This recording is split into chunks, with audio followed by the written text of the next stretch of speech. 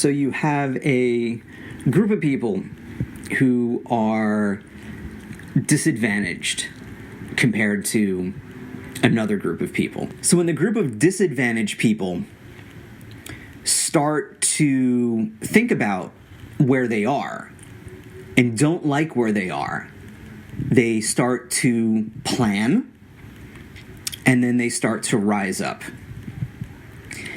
And watching Us, I love the movie. Love the movie. And watching it, though, was a good experience because it was well made, but it was one of those frustrating experiences where I'm like, I know eventually there's going to be a resolution, but man, I want to get to that resolution. What the hell is going on? Is this an Invasion of the Body Snatchers type thing? Because that's what it certainly reminded me of. And Jordan Peele is such a fan, such an admirer of classic horror movies, and like what he did with Get Out, he planted certain seeds. He planted certain social commentary, social seeds, if you will, into the movie, but he also planted tributes to different movies, and I thought Invasion of the Body Snatchers was one of them. So I'm watching the movie and I'm going, okay, I said it can't be that simple. It's Jordan Peele. It's got to be something. So I'm like, all right, I'm not going to think. I just want to watch. I just want to see where this goes. And the journey was excellent as well. But I'm like, what is happening? What is this? And kind of like Get Out, towards the ending, it got even more surreal than the rest of the movie. And then you start to find out. And then you start to piece things together. And then there's the twist. And the twist is like, what? Where the Lupita Nyong'o character, the tethered, got out while the advantaged child had to stay imprisoned. So you're watching the whole movie thinking, oh my God, the woman in red is we gotta watch out for her. She's bad.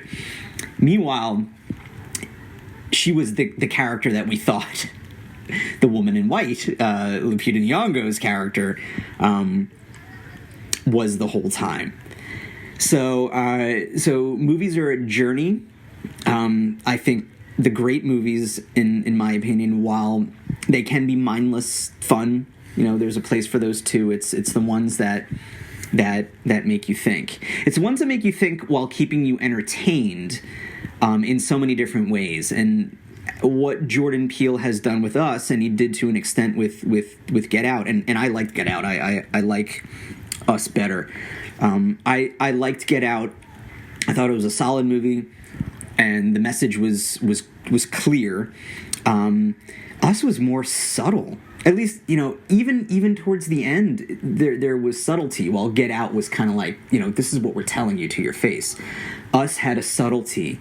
And again, where it shows a disadvantaged group has really had enough, and they're starting to rise up. And the way the Tethered did it, in such, overwhelming force and numbers, I think Jordan Peele is trying to tell us something, and relating to what's been going on with the uprisings and the unrest in the George Floyd murders.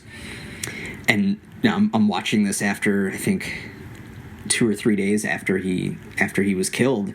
It really puts the social message of Us into even more perspective. So good movies teach. Good movies entertain, of course. That's why we see them. We want to be entertained, but good movies teach.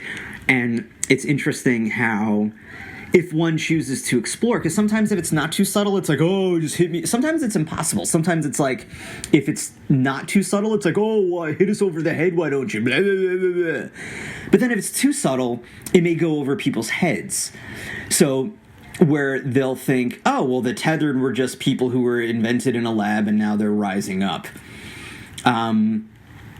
However, if you dig deeper, I think, to who the tethered are, I honestly believe that Jordan Peele is is equating them to African Americans who have been disadvantaged, and that, understandably made them angry. So Jordan Peele did that in such a way, where when you think a little bit, that subtlety sinks in. I guess depending who you are, because someone could have a different interpretation of the movie, and not go on further. So I think what Jordan Peele did, as far as I think equating the tethered to African Americans, is to kind of hopefully reach those who may not even realize what's being done. So if it's told in the form of a story where it's like disadvantaged class and they're being mistreated, and this is one of the reasons why they could be doing the things that they are doing. And in the tethered's case, it's taking over. It's having their hands across the country, influenced by the shirt, and an uprising, So, and while Jordan Peele didn't explicitly say what can be done about it, he kind of left it open, which, I understand why, because movies can, another part of movies are to, leave it up to the imagination, what would happen. And instead of having a complete resolution, instead of having, what happens now, it can be left up to the imagination.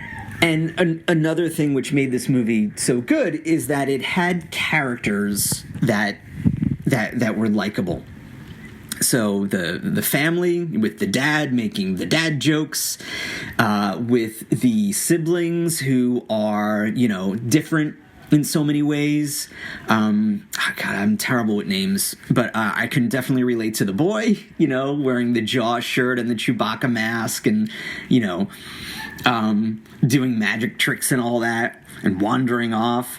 And then even with their friends, they're friends, they're getting along, they seem to be doing all normal things, and then slowly but surely, the conflict ensues, and the journey going through that conflict was well done, and the acting was just superb. Lupita Nyong'o, everything that I've seen her in, she's been fantastic, through 12 Years a Slave, to her voice in Star Wars, to Black Panther. She just does not disappoint, and especially with this, she does not disappoint with her acting. Just from her facial expressions when she needed to be that expressive, whether she was the untethered, whether she was the tethered or not. Her conveying of trauma that her character went through was very well done, and the voice of the tethered character. Speaking of stars, Lupita Nyong'o was the voice of Maz Kanata in the sequel trilogy of Star Wars, and I thought that when she was the tethered, the voice sounded so much like Forrest Whitaker as Saul Gerrera in Star Wars Rogue One, that it makes me wonder if that was done on purpose. So it sounded so much like Forrest Whitaker. So, and the voice, it was so unnerving for me to listen to, and I guess that was the point. So great movies with these subtle messages. It brings me back to, you watch the George Romero zombie trilogy, and I did a tribute to George Romero a couple years ago after he died, so you can find it by searching this podcast.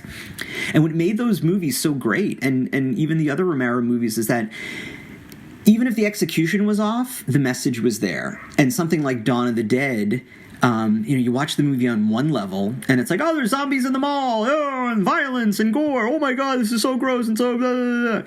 But then if you dig deeper, it's like, oh, it's George Romero's comments on consumerism and mall culture. Holy crap, look at that.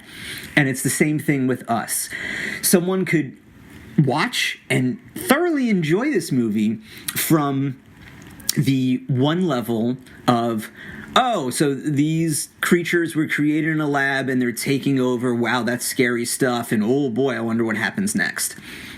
However, I find a movie more enjoyable where it's like, well, what is the writer here and director here trying to say with this? Let's go deeper. What is this saying?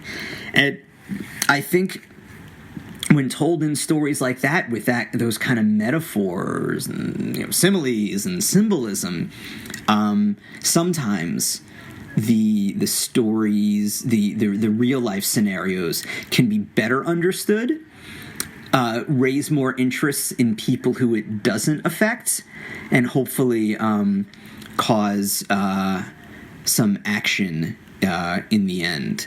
Some positive action in the end, dealing with equity and social justice. So everybody take care of each other out there. Please get your news from credible sources, whether it's New York Times, USA Today, BBC, NPR. Real, actual reporting. Please don't get your news from podcasters like me or from certain social media handles and sites. Credible reporting, please, now more than ever. And you can find me at MMAM Podcast on Twitter and at MMAM Podcast on Facebook. And you can email me at mmampodcast@gmail.com. Take it easy.